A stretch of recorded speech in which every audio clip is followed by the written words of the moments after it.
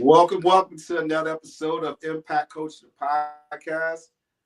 I'm your host, Philando. Hey, listen, to Impact Culture, our message is very simple but powerful. We want to break down the walls surrounding men's mental health and wellness, particular African-American men and athletes. So we're going to kick off our 5-part series. This is episode 2 of our 5-part series called Breaking the Silence with In the Mind of an Athlete. Joining us today is a good friend of mine, one of those people that you meet, and we've probably seen each other physically 5 times, but we just created this great bond, man. It's like, I think when you're on the same path with people, God just makes a way. So he's ventured out. But he's my guest today, man. Is an awesome guy, man. He's a minister. He's a professor at Trinity University out in San Antonio. He's also an author of a book we're going to speak heavily about today called The Game Changer. It's basically about the psychology and the spirituality of an athlete. And he'll get, and if I was wrong about that, he'll get correct us on that down the road. But my guest today, man, listen, he started a business called the Crooms Collective, and they, push initiatives and international and nationally, and are very big in the youth and teen advocacy. So he's going to tell us all about that. But today, man, welcome my guest, Dr. Brandon Crooms, man. Pleasure to have you on, brother. Thanks for having me, man. I'm glad to be here. Let's talk. Let's get it, man. It's been a long time coming. I've been waiting for this. Right.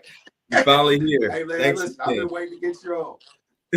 I was like, man, when we start talking about this, I said one of my guests got to be Dr. Crooms, man. So how's it going, man? How's the family? How's the brother and the sisters and the mom and dad? How's all that going, man? Man, family's going well. Family probably has expanded since you might have seen me in person.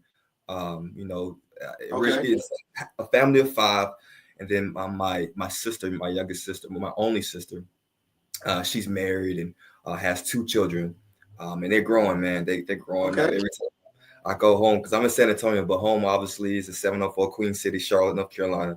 So when I do go home, man, I get a tear, man, because it's like I'm missing their life just passing by as they growing up. But it's a blessing to be able to see them. Yeah, man. I tell you what, bro. I do commend you for being in San Antonio, because let me tell you my story. I went to San Antonio for work one time, and I said to myself, it was in July. I said, you gotta be born here to live here. I don't see how somebody can just move out there at East. So hats off to you, brother. I was like, nah, bro. 100 degrees at midnight. Oh yeah.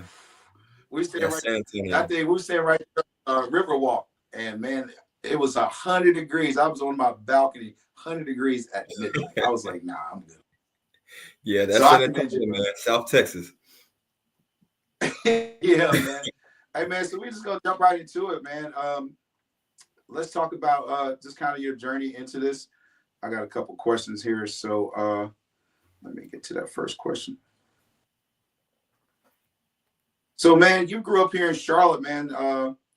What was some of your influences in Charlotte, in your upbringing in Charlotte, that led you to down the path you were on today? Like, you in the ministry, you're an author, you're basically a mental health therapist, and essentially to athletes. So, kind of walk us down that road, kind of your upbringing, and kind of put us where you're at today.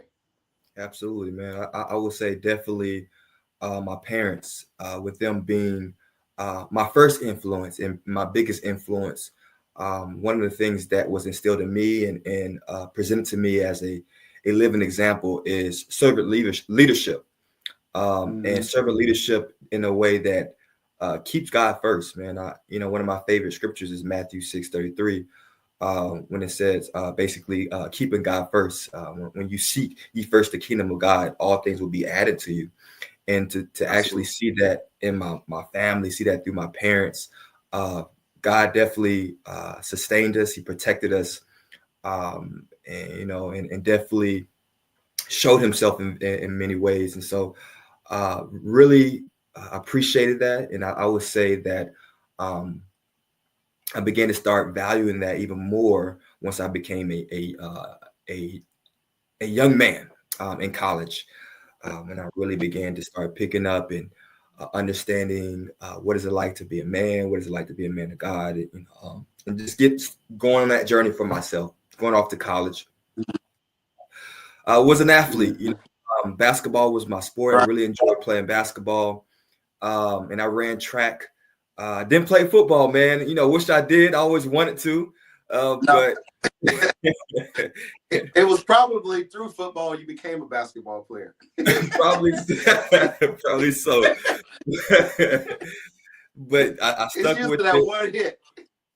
That one, yeah, man. Didn't have much experience with football. Probably not at all, actually. But I decided to just stick with basketball. Was not recruited, but I definitely continue to pursue my higher education degree in sports science and fitness management at North Carolina A&T State University, which is in Greensboro, North Carolina. So it wasn't too far from home. And Right. while I was there, man, um, I really had a chance to focus in on things that I was really passionate about. Of course, you Mhm. take these core classes that you may not be as passionate about, but once you get into that degree, it's like, man, this is fun. I enjoy learning this stuff. I mean, sport, Right. psychology, physiology, anatomy, Mhm. fitness How it concept, all works.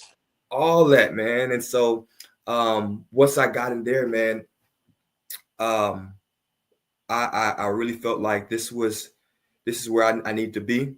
But I always had a passion and ambition for more. Mhm. And especially when it came to something that I recognize a problem or issue, Okay. and I can't shake it off.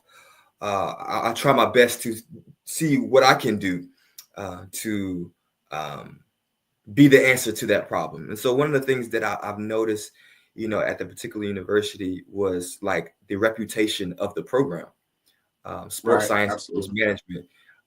That had the reputation of being the degree that the dumb jocks pursued. You know, Right. the Right. the athletes, it's the easy degree. That's something that they can just easy get their grades so that way they can continue to do what they're really there for, is to play sports.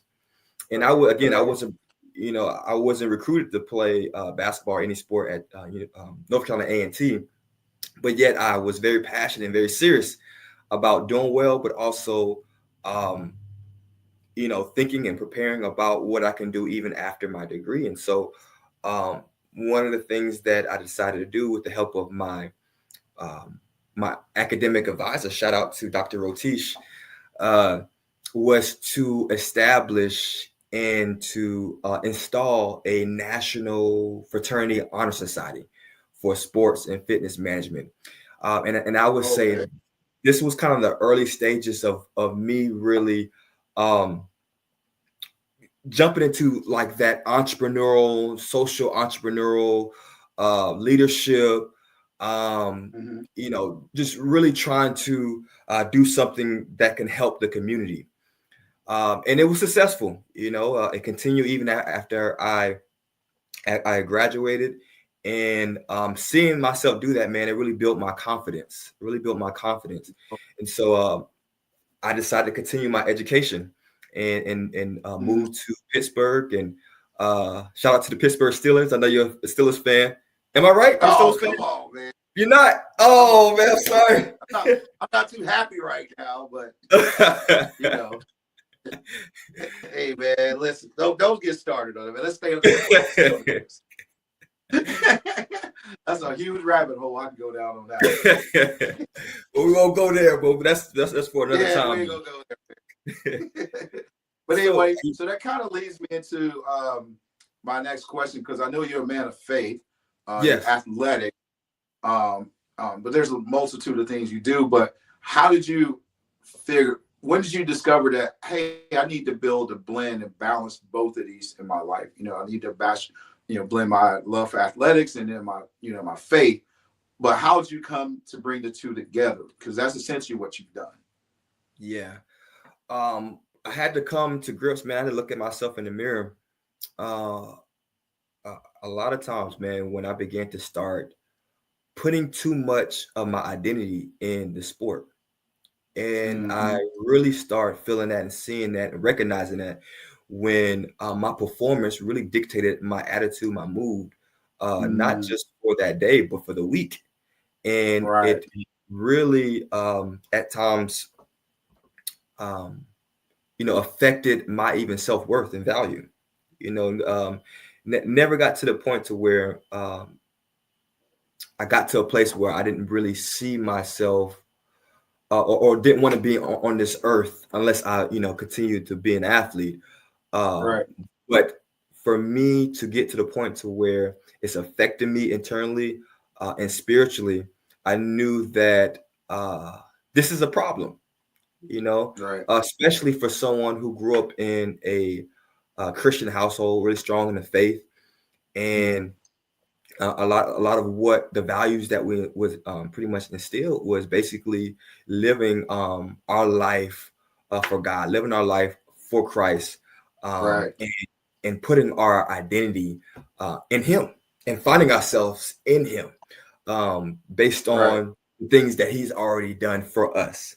And so for me Gotcha. to grow up in this household, but finding myself in this hole, something was missing, and that was really me not understanding uh, what the faith was, what it's about. Not really, me not really diving in for myself, and but I just wore it like a badge. I just Mm, inherited it from my parents. It wasn't real right. to me, Right. and it started becoming real to me when I start having these experiences and really decided to put faith into action. Gotcha. Because you know what it is, what happened is what a lot of people do, and that's just not in athletics. That's Yeah. most of the time with any profession. And if someone you ask somebody who they are, they're going to tell you what they do. Like if I Yes. say, "Hey, who are you, Dr. Crooms?" Oh, I'm a. That's not who you are. That's what you do. So that's Yes. what a lot of people, and that's honestly that's one of the reasons I started this podcast. Because if you've listened to my podcast, I rarely talk about working out. Uh, and I'm on another podcast. We talk about football. We talk, but on this podcast, because that's just because I work out. That's and I was a bodybuilder. That's not who I am. That's just what I Right. do. So that Yeah. was one of the catalysts for starting this because I think people only identify me with working out. So yeah, I totally get what you're saying. So piggybacking off that, let's talk about from an academic standpoint, what led you to pursue this career in sports management and some of the leadership skills you've learned along the way that you're implementing now as a professor. Yeah. Man, like I tell everybody, it was a journey, man. Things change over time. I came in, uh, I came in as an undergraduate student pursuing a undergraduate degree in sports science and fitness management, of being on track to go into physical therapy, Mm-hmm. because I really wanted to still be around sport, or just fitness, and just I really had a passion to help people and to walk them on a journey towards improvement and progress. And Right. so you as a trainer and a coach, you see that every day, in the sense of it could be with a young athlete to a younger or older athlete that's trying to reach certain fitness goals. Mm-hmm. I had a passion, and I wanted to walk it out with people, and I would say I'm the same way even now. It just looks different. And Mm-hmm. so going into that, man, it just didn't happen that way. I decided to, pursue or stay in college and get a master's degree, but it was in sports science and fitness management. It was a lot of trial and Mm-hmm. error, and testing Right. things out. That's some of the things that I suggest and advise a lot of my mentees and my students is, you got to be open minded. Like, Yeah. be open to test things out. Be open to try things and be exposed to different opportunities, because you may not know that when that door opens, you may find that's actually where you're more passionate about than what you thought you were. Absolutely. I And, think and people like the familiar, so you're correct. You got to you got to essentially uh, be comfortable with being uncomfortable. Yes, You know, sir. and that's why I tell a lot of my clients the things, the exercise you don't want to do is probably the most beneficial one, but it's hard. Yeah. So you're gonna be a little uncomfortable, but Yeah. you're gonna get the most out of it. So I totally agree with you Absolutely. on that. Yes. Um, awesome, man. So let's see here. I got some good ones for you, man. And I Bring knew them. you'd be the guy. So let's talk about this venture, man. Tell us a little bit about the Croons Collective. Kind of give an overview of what the actual Croons Collective is, because I know that was one of the brands you started. Absolutely. So Croons Collective is an LLC. It's accumulation of different services that I provide. And it started off really, man, going in that fitness journey as well. A funny story, man. Something that I really, love about our connection is how we got started. And it was through Right. collaboration. We had like a fitness boot camp in Charlotte downtown. Yep. I don't know if you remember that. Downtown. I Yeah. remember it. Homecoming. Yeah, I Yes, remember. yes. Yeah. So that was Arise Fitness at the time, and then it just kind Yeah. of evolved to Croons Collective once I went through my PhD program and trying out different things, doing public speaking. I started utilizing some skills and talents that I didn't realize that I had, and Right. so that consists of public speaking, some of the workshops, sometimes workshops of me talking about leadership development or anything pertaining to things that I've researched. So, like going from the classroom and things that I learned from the research, but actually finding a way to give it out to the community so that way they can be connected and learn and be educated in some of these things pertaining to athlete development, student athlete development, as well as youth programming and student athlete development programming. And so not limited to that, but it really speaks to a lot of times me break people. People see me as a consultant and bringing me on to help build, rebuild, however they see fit. For example, like I was called to revitalize a radio show and convert it into a YouTube channel. And so those type of things, man, I enjoy. I enjoy being creative. I enjoy working with people. I enjoy leading people and growing and making things better than the way I found it. And so, Croons Collective, it's the business, but also there's some initiatives that I'm sure that you're probably going to get ready to ask. But oh yeah, we're gonna get into it. But I kind of want to get into the thing that's kind of really inspired me to have you on the show, because we do speak to athletes. I yeah. deal with athletes. Let's talk about what inspired the book, The Game Changer, and what are some the specific moments or challenges that motivated you to create this devotional book? Yeah. I wrote this book for younger Brandon. Oh, Middle school, high school Brandon, and those really the people that's really the people um that are just like me, young athletes, and right. they want to be better, not just in their sport, but better in life. They want to be, they want to unlock their potential. They there's something within themselves that they don't really know how to articulate, but they know that they need to be doing something greater. They're in search of purpose, something that's bigger than just the game. Yeah. Although in their world right now, their world may be just a game, but deep down inside, they know that there's something much greater, but they need guidance. They need someone to affirm them, to grab their hand and take them to the next and to bring them, help them see themselves in a different way. And so essentially it's me as a a little more experience trying to speak life to younger athletes. And so this is really like a mentorship thing, for Okay. those who I may not be able to see in person, but in some ways this can help people get connected to the faith. Right. So what was some of the challenges in writing this book? Some of the things you had to overcome that, because we're faced with doubt when we into Oh, something new. So what was some of the things that when you came up with those challenges, what helped you get past those challenges? hmm. The challenge was really um, staying in a place of faith. You know what I Okay. mean? Like it's crazy because you write in a book. It's a faith uh, book, but you're being challenged every day in a sense of, is people going to read this book? You know, is this book going to be finished on time? Um, am I going to allow other things to get in the way and I have to put this to the side? And I'm in fear now because I'm afraid of starting something and not finishing it. Finish it, And, right?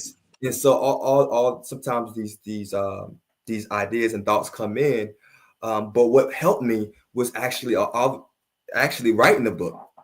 You know, although I'm talking to my younger self, Got I'm you. talking to myself now too, You writing a because diary.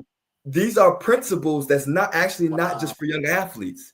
I've had parents from the athletes that I mentor read my book, and they are loving the book. You know, I had adults that found this book to be transforming in a sense that it helped. It's a playbook, it's a guidebook. Book. It helps them even find faith in their everyday life. And so, really, it is it's just principles and my interpretation of the scripture, and how it's connected to some of the things that everybody go through: adversity, trying to find your purpose, um, injuries, uncertainty. These are common things that you see in the world of sports, but also in just life. And so Right. that really helped me out, man. Yeah, man. I think one of the things we talk about on the show is creating a space for men to be heard, to be vulnerable, to be empowered. And I think that's what you're saying. You had to exert a certain level of vulnerability and Yeah. being open. And it took some courage, I'm sure, to talk about some of the things you talk in the book. So, man, I applaud you on that, man. This is kind of a little bit off track, but you do deal with athletes a lot. Um, I had a guest on. We did a show on the links, and that's gonna be coming up soon. It's a pretty cool concept. We were out on the golf course, but she works with a mental health agency, and one of the things that came up that was very interesting to me was the rate of suicide amongst young athletes. Yeah. Can you kind of talk about that and kind of if it does tie into it or if it doesn't? I just want to get your spill on it.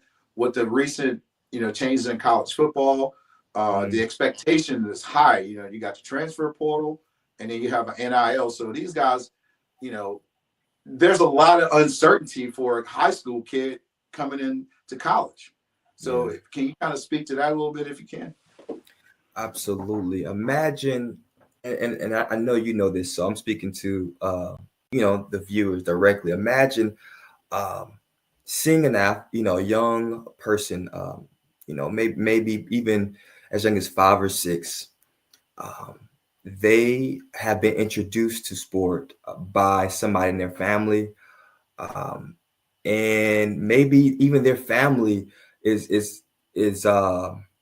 full of athletes or former Mm. athletes. And so their life was already determined before they really made a choice for themselves. And so going into something that was basically handed to them, but also Right, finding success in that and growing in that, their environment is really speaking to them. You know, right, the family household. And then when you start playing um, in these club teams, even before you play for your school, you're getting recognized locally, and some of these players are right. getting recognized nationally. And so, for someone who doesn't really know themselves yet, imagine what that does to how they see themselves and the added Mhm. pressure to perform Right. and to maintain a certain Yeah. status. I Yeah. mean, I think of track and field. You know, like their whole pretty much athletic career is based on time and competing with Mhm. themselves, not just competing with other people, Wow. but competing with themselves. And so that's Right.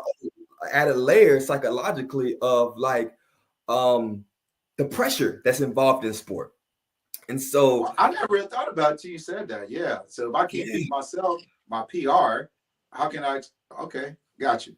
exactly. So, they're constantly being reminded, and depending on the person, um, if they don't really see themselves outside of this context, they are in danger of a spiral effect, downward spiral effect. Right. If you don't really take advantage of opportunities to where you can see yourselves and grow in different facets of life, then you really honed in. That's all what you see is just an athlete. But Hmm. what's covering up is the success in that, right? No, rarely that people will convince you to, hey, maybe you should, do this, or congratulate you when they really see maybe some minor progress in other areas when you Right. are dominating in your sport. Or that's just for someone who's elite, but even for someone who really wants to be the best that they can be, that's the focus. And so you have the environment sometimes within households, within the culture, Hmm. club sports, and then you go to the schools. Now we're talking about middle school and high school. That's also a Hmm. status. Um, trying to reach a certain status and maintain a certain status there. And now we're talking about NIL. That's even getting and merging and finding a way to integrating within high schools now. And so people are not necessarily just thinking about what school I can go to that I can get a really good education and better my life, but more so of like you know Financial. financially, like how can I um, find endorsements or companies that really see my value and really to invest in me, so that way I can really provide for myself and maybe become a millionaire before I'm Right. 2021. So you got all this stuff psychologically that's in their mind, the pressures, but also their closest family sometimes get distracted and giving them some ill and Oh, unexperienced terrible. advice. Terrible advice. Didn't live Right. through it. Maybe if they were an athlete, they're coming at it with a different perspective, a different era, a different time period. So although they can provide or offer some type of beneficial advice, it's not exactly specific to what they may be going through. And so you have that, and you have other people with wrong motives and agendas. And when Wow. when when you come to a point and you see that what you thought was a lie, or you really have basically a moment when you're starting to see yourself differently now, in the sense Hmm. of, man, I'm actually seeing myself of as a person outside of an athlete now. And I'm getting Hmm. treated differently now. I'm getting the feel, and I don't really know what to do or how to act, because all my life I've been recognized and appreciated and praised for my athletic Right. ability. And so when that's gone, man, it's like you go through what you call like an I, identity foreclosure. right. Your So identity so is so foreclosed. wow. So that's your mental health has to be intact, man. So if Yeah, let's say you're talking to a kid and he's going through that, yeah, what advice would you give this kid? Like, what would you say that the first thing you need to do is this? If you yeah. recognize it. The first thing, the first thing I would say is, um, don't be consumed by the hype. I would say don't be overly consumed by what you do on the court, the field, or you as an athlete. Find time to find out who you are. Mm. Find time to build that. Find time to do some things outside of even Right. your sport community, and don't be afraid to embrace that and grow in that. And I'm not trying to discourage you from growing in that, but um, don't exclude that. That could be Right. something that can help you later on in Absolutely. life. Decompress, man. Get away from things sometimes, Yes. Uh, that's what I found. I actually read a story once about this professional bodybuilder.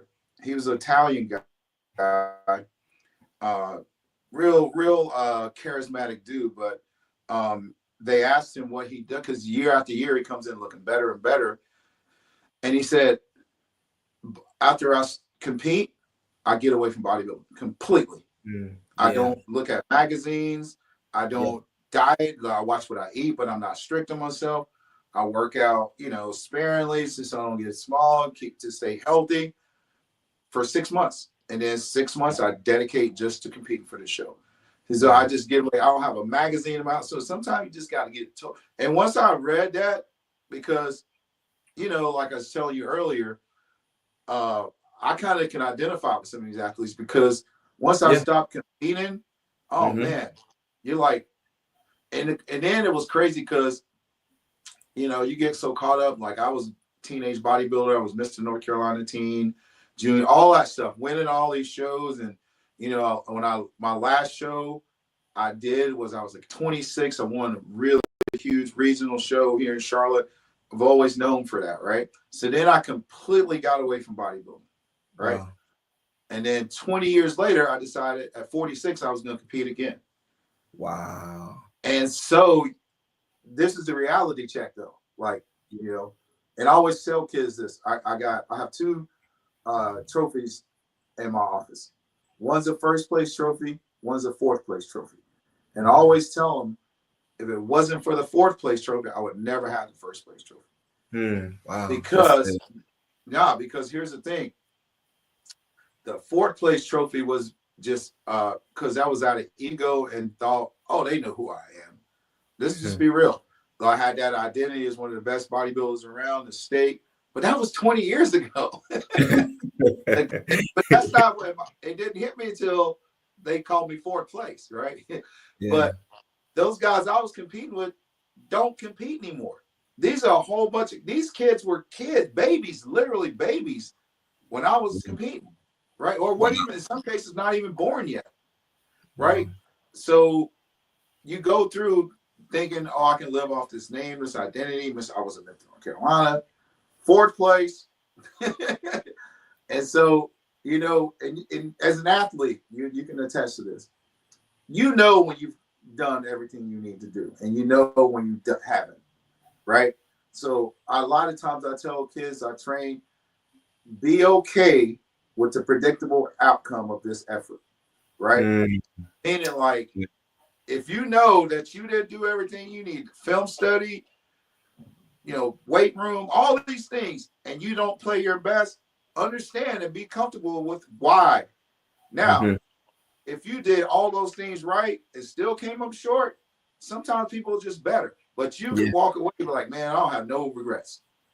You know what I'm saying? So just be okay with the expected outcome of your input, essentially. So True.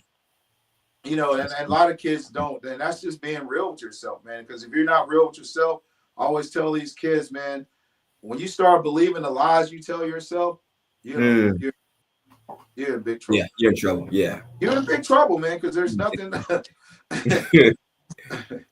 like so. Let's continue to talk about this book, man. Walk us through some research and development processes for Game Changer, and how'd your academic background work with athletes shaping the content and structure of this book? Yeah. So my research focus is really looking at athletic identity, specifically with minority students, Black African American male student athletes, and the intersection of faith, how faith impacts that. And so this book really started from really inspired by my mentees, some of the mentees or students that I mentor on campus. I would send them devotions that I've written through text, and I just felt like, man, this could really benefit other young men. and not even just young men, but young ladies can Absolutely. connect with it as well. And so, uh, with athletics, it takes a lot of your time, a lot of it really, the culture is, you got to really spend a lot of time to really be good at it. And then that's true. You got to really spend time at it to be Yep. really good at it. But you don't have to lose the very thing that can work in your favor. And for those who, just like myself, kind of been around it, um, sometimes that can be, like, use the word, uh, decompressed, or like, you Right. just lay dormant, not really exercising that, and not really building from that because you're so focused on athletics. But also for those who may not, um, maybe proclaim a certain religion, faith is, also, belief, believing in something, Right. Whatever you. and it, yeah, and there's some principles that, could be utilized in that as well, that can help you within athletics and outside of life. And so Mhm. this book is for those people as well, for those who walk the walk within the faith of Christianity. They can find that as well. But for those who may not be within that faith particularly, but they can be inspired by some of the wisdom and some of the scripture and the scripture interpretation, and the highlights of certain things, so that, to help them through school, through life, through sport. And so this is actually something that I use with the men's basketball team at Trinity University, as a student athlete development coach, to kind of build their faith, and seeing how faith can be the almost like the center of other parts in their life. And so I use that, man. And I really like this playbook because, not only is a devotion, but you also have prayer to follow the devotion, that you can read. But also you have words of affirmation. That's, to me, really sets it apart from other similar books, or devotions, is the word of affirmation that's connected and related to that devotion. You have what I call the play call, and those are like summary points. In case you read it and you like, what does this mean? You can look at this list, and it's straight to the point. And then lastly, it's the reflection questions, and I call that the timeout, where we're actually finding out like how we can apply what we just read and what we just learned. And it's not be something that you read and allow to fly by and one ear out the other. But no, we're going to allow us to meditate it. We read it. We read the scripture. We prayed. We said that words of affirmations. We were reminded with bullet points. Now we're going to sit with it, meditate, reflect, and write it down. And that's another thing that I believe that's very helpful for, especially young males of color, Black males, is spending time of reflection, writing down your feelings, writing down what you're thinking. Because a lot of times, with sport, it could be very physical. And so if that's something that, you always practice, we don't really know how to express ourselves outside that. And a lot of times Right. being able to communicate, as you know, is much powerful than the physical. Being able to Absolutely. articulate your thoughts and expressions, that can take you a longer way, and is healthy. Mhm. Is healthy. Yeah. It's a great practice. And so that's pretty much the breakdown of the book, and how I see it could be beneficial, man, for these young athletes. I love it, man. I love it that you call it the playbook because that's Yeah. direct correlation. Love that. That's pretty brilliant, actually. And you say you deal with a lot of, in particular, African American athletes. So this question is not one of my questions, but I always ask this question when it comes to athletes and African American athletes, fathers. Have you Mhm. seen the difference between the athlete that has a relationship with his father or a mentee like mentor like yourself, African American male, versus ones that don't have that in their lives?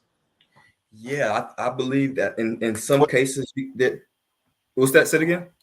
And so I'm sorry, I meant in the last part of it. And what are some of those glaring differences that you see if they're that obvious? Yeah, for the things that I've noticed, and I definitely aware that, it depends on the person, but for those who don't have a father in their life, um, sometimes they can overperform. There's an overperformance in the sense that they're seeking something greater than um, achievement. Mm, That in a lot of mm. ways can be a Approval. mask. Approval, yes. Hmm. And so, just trying to get the approval, the validation, especially from their coach, which is the male figure. And a lot of times, they see them as that father figure.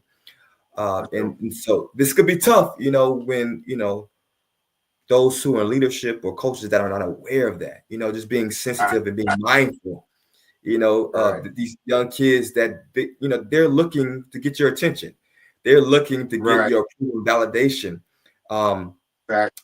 you just, I think that, is something noticeable, for those who are missing a father. A lot of times they're looking for attention in other ways. It's depending on the age, you know, um, sometimes young black males, they find themselves getting into trouble, insubordination, not really paying attention in the classroom, want to be the class clown.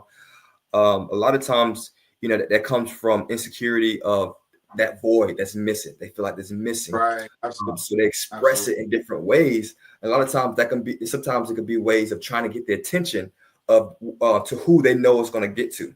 And that could be the coach. Got. Got. Rather than someone who may have a father, they may not be seeking that as much. Someone who's a little bit probably more secure within themselves. They definitely enjoy having that male figure or father figure in the coach, but Mm-hmm. it's coming from a place of um, some ways it could be much more healthier place than someone who's trying to Mm-hmm. work hard to fill a void. That's dope, man. I agree with that, man.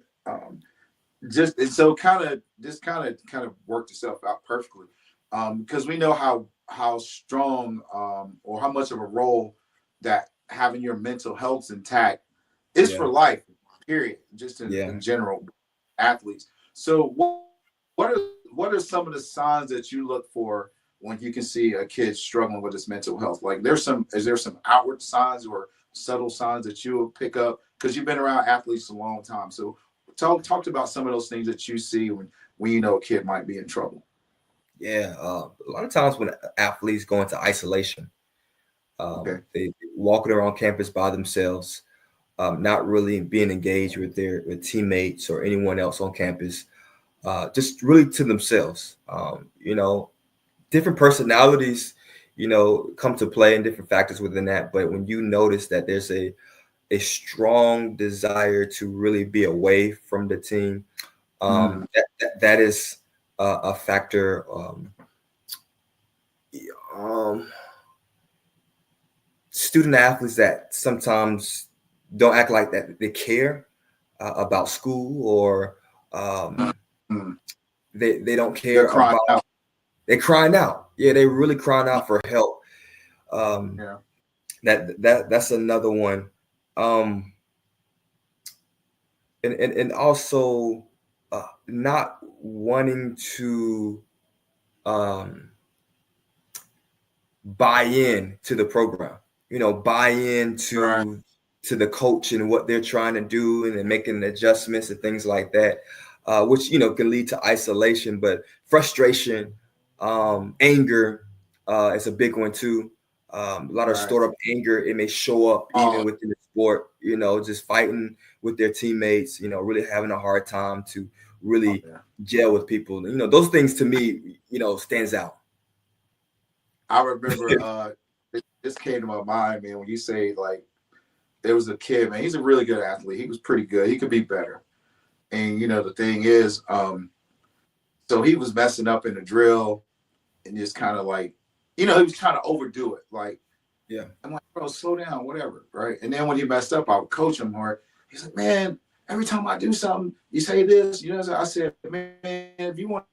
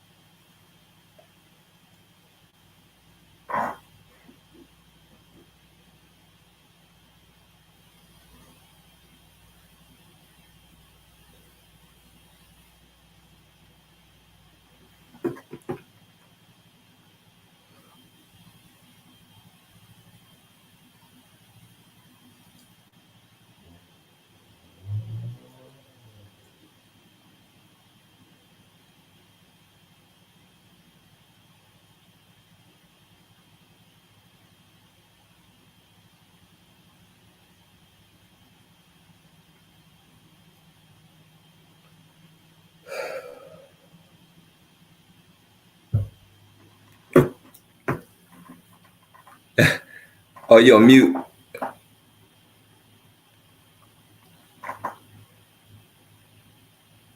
Sorry about that. Bro, lost connection. Little difficulty there, but too good to mess it up now. We can keep it going. Okay. Part of being live. Yeah. So anyway, I kind of went to him and I was like, if you want to be great, I'm gonna coach you hard, man. I'm not gonna let you get away with anything, right? Yeah. And so he started bucking me. I was like, man, you can just, you can always go sit down, whatever. So the coach, man, what y'all got going over there? He said, man, this man talking about if I want to be great, he gonna coach me hard. I'm just saying, I'm just like, oh, okay, I get it. I'm just like, it was an outburst and attention, and I'm like, yeah, you repeat exactly what I just said. That's what the expectation is. But then you started kind of watch that kid, and you're just like, man, he just needs to be loved. He needs to be told something positive. He wants to walk around like he's a gangster, but he's not really that tough.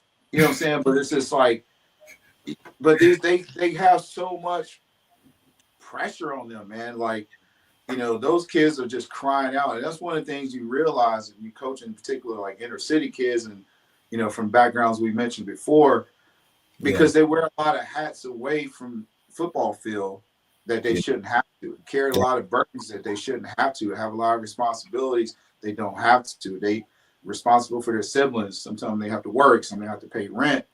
All these things that kids should not have to do. It should be, I'm fortunate. My kids are fortunate that all they had to do is focus on playing sports. You were probably as fortunate as well, but we think about the people that are outside of that, man. So having said that, so you said isolation and not wanting to be part of the, part of the crew, not buying in, just kind of that. I get all that. So, and we kind of keep this train moving. Is I know you recently got engaged, right?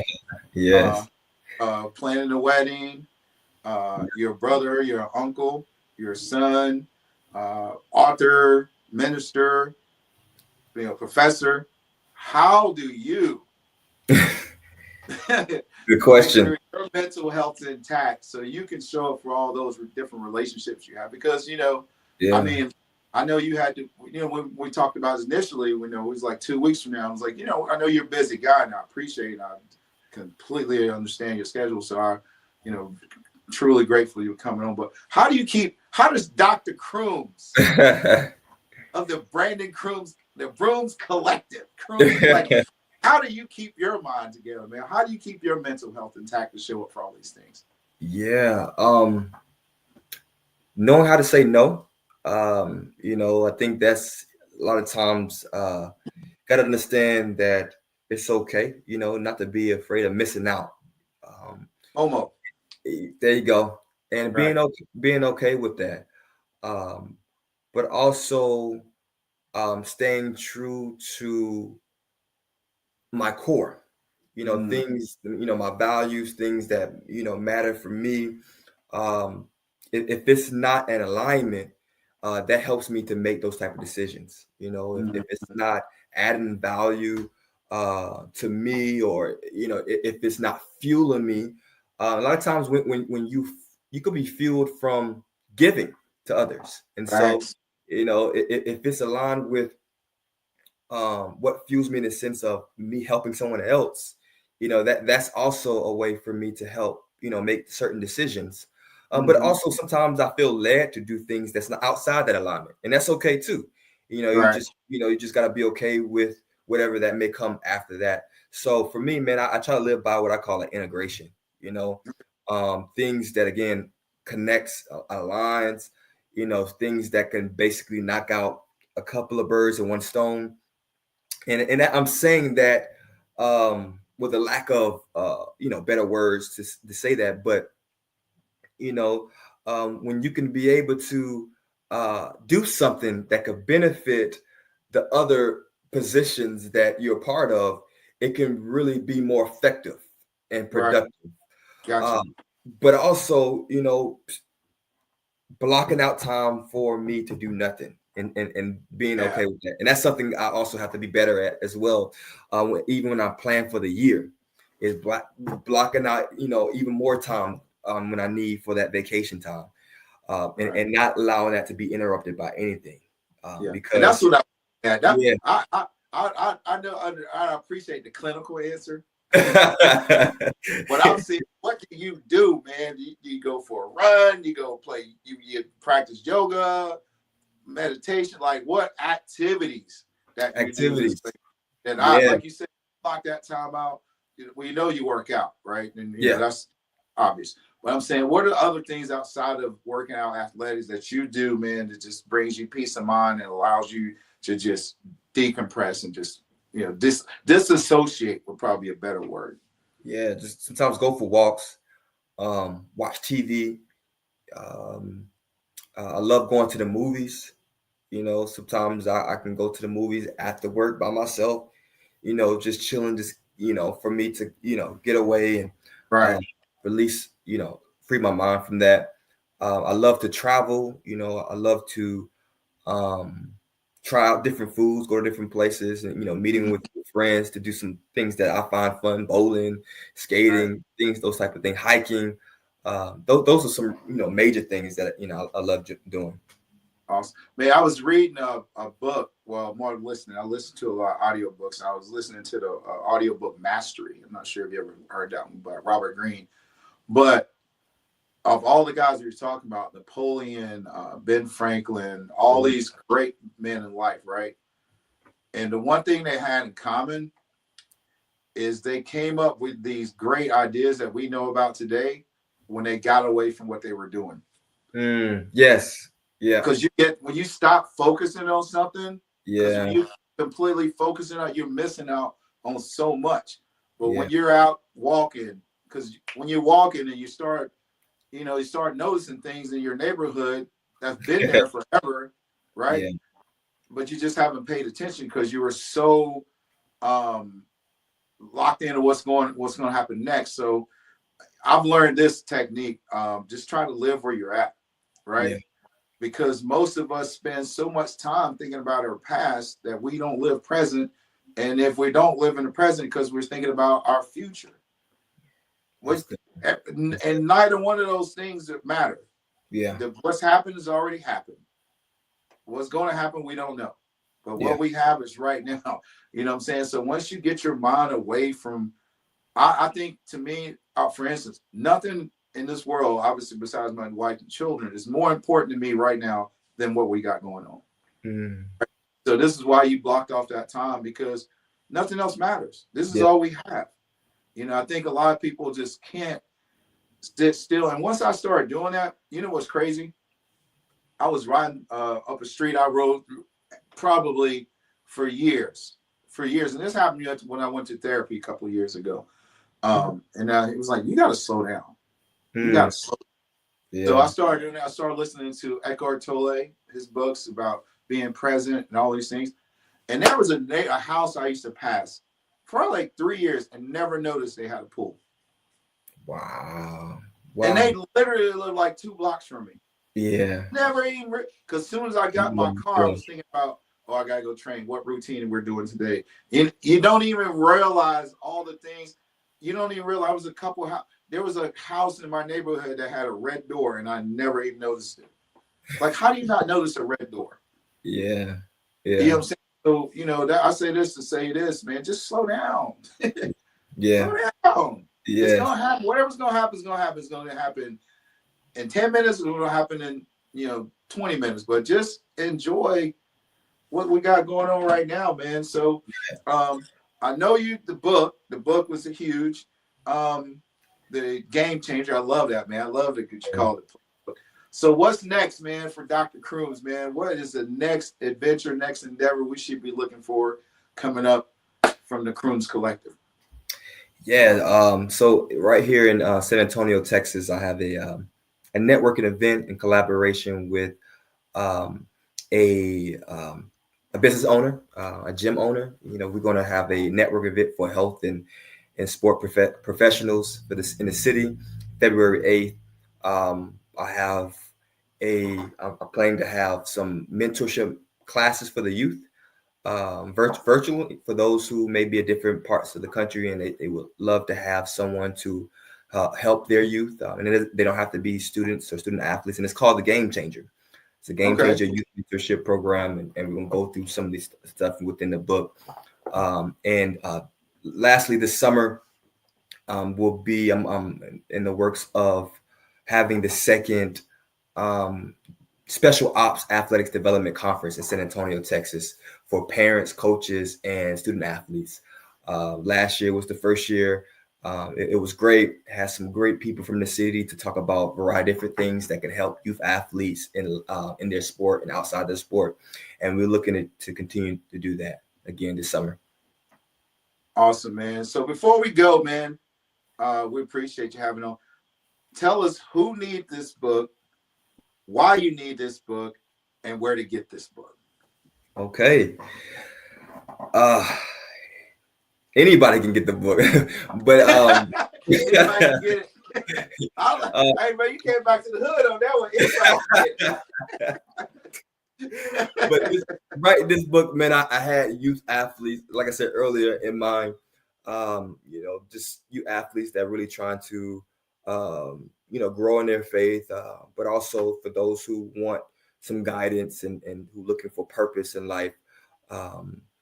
And the second question was where. So you can find this book on Amazon.com online and also BarnesandNoble.com. And my website as well. You can go to my website, BrandonCroons.com, and you can order it from there.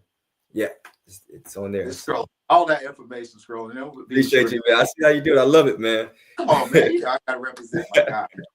Hey, listen, we're definitely going. There's definitely a part 2 to this, man. We'll get a little more in depth, man. But we're gonna keep this series going. I'd like to have you on and talk about a couple other things, man. So look forward to that. We'll be in touch, man. But man, I appreciate you, man. I'm super grateful that you took some time out of your schedule to kind of, we're just cracking the door on this, man. We're gonna get a little, man. But I really appreciate you coming on, man.